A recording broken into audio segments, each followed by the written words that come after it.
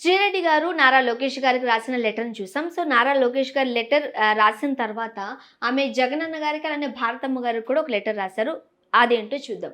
జగనన్నకి, భారతమ్మకి నా హృదయపూర్వక నమస్కారాలు. ఈ జన్మకి మిమ్మల్ని నా కళ్ళతో టీవీలో కాకుండా నిజంగా చూసే అదృష్టం లేదనుకుంటా. ఒక ఫోటో కూడా తీసుకునే అదృష్టాన్ని నేను కోల్పోయాను అని అనుకుంటున్నాను. ఎందుకంటే నా పేరుతో వైఎస్ఆర్‌సీపీకి చెడ్డ పేరు తీసుకొచ్చాను. గత కొన్ని రోజులుగా మీడియాలో నేను చేసిన పనికి అనేక మంది వైఎస్ఆర్‌సీపీని దుమ్మెత్తిపోయడమే నన్ను ఎన్నో విధాలుగా మానసికంగా కృంగతీసింది. నేను పార్టీని అనేక మంది మాటల దాడి నుండి కాపాడడంలో ఎక్కువ డ్యామేజ్ చేస్తున్నానని గ్రహించలేకపోయాను. నేను అట్‌లీస్ట్ వైఎస్ఆర్‌సీపీలో సభ్యురాలిని కూడా కాదు. సాక్షిలో పనిచేసినప్పటి నుంచి మీ ఇద్దరి మీద అనేక గౌరవ మర్యాదలు ఏర్పడ్డాయి. కానీ పార్టీ ఎన్నో కష్టాలకు వచ్చి అధికారంలోకి వచ్చింది. ఇప్పుడు తిరిగి కష్టకాలంలో పడింది. మధ్యలో ఎన్నో కష్టాలు పార్టీని వెంటాడాయి. జగనన్న పాదయాత్ర, కేసులు, జైలు, ఆయన కష్టాలు చూసి ఆయనకు ఉడత సాయంగా ఉండాలని అనుకున్నాను. వీర విధేయత అధికం కావడంతో ప్రత్యర్థులను నా ఫిల్దీ లాంగ్వేజ్‌తో తెగబడుతున్నాను అనుకున్నాను. కానీ పార్టీకి డ్యామేజ్ చేస్తున్నాను అనుకోలేదు. నేను చేసిన పని వల్ల మీరు ఎంత బాధపడ్డారో నేను అర్థం చేసుకోగలను. నా పాపం మీకు అంటొద్దు. నేను పార్టీకి, పార్టీ కార్యకర్తలకు దూరంగా ఉండాలనుకుంటున్నాను. నా వలన పార్టీకి చెడ్డ పేరు రావడం నాకు ఇష్టం లేదు. క్షమించండి. ఇట్లు మీ శ్రీరెడ్డి.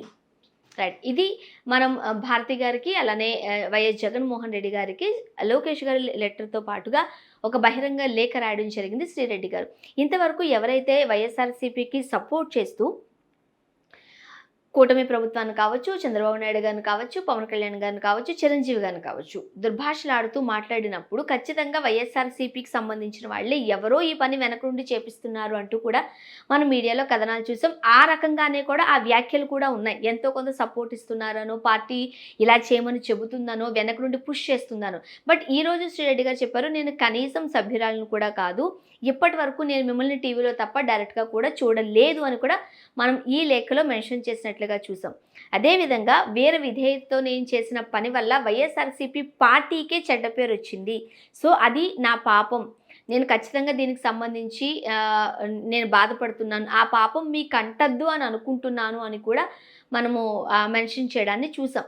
సో, ఈ లేఖ తర్వాత కొందరు చెబుతున్న మాట నిజంగానే శ్రీరెడ్డి గారు తనంతట తానుగా వేరే విధేయతతో వైఎస్ఆర్‌సీపీకి సపోర్ట్ చేస్తూ తన బ్యాడ్ లాంగ్వేజ్, ఫిల్దీ లాంగ్వేజ్ తనే చెప్పారు. మాట్లాడారా? లేదు అనంటే నిజంగానే ఎవరైనా పుష్ చేస్తారా? తెలియని విషయం. కాకపోతే శ్రీరెడ్డి గారు మాత్రం చాలా క్లియర్‌గా చెప్తున్నారు. ఇక్కడ నేను వీర విధేయతతో మాత్రమే నేను మీకేదో సపోర్ట్ చేస్తున్నాను అనుకుంటూనే మీ పార్టీకి నేను డ్యామేజ్ చేశాను అని అంటున్నారు. సో, క్షమాపణలు కూడా నేను ఒక ఫోటో కూడా మీతో తీయించుకోలేకపోతానేమో అని కూడా చెప్పడం జరిగింది. సో, చూడాలి దీనికి సంబంధించి మరి వైసీపీ కార్యకర్తలు ఎవరైనా స్పందిస్తారా? అండ్ ముఖ్యంగా ఇక్కడ వైసీపీ కార్యకర్తలు, వైసీపీ నేతలు స్పందించడం కన్నా కూడా బహిరంగంగానే లేఖ రాసి క్షమాపణ చెప్పారు కాబట్టి లోకేష్ గారు లేకపోతే కూటమి ప్రభుత్వం ఎలా స్పందిస్తదనేది మాత్రం తెలియాలంటే మరికొన్ని రోజులు వెయిట్ చేయాల్సిందే. Let's wait and see.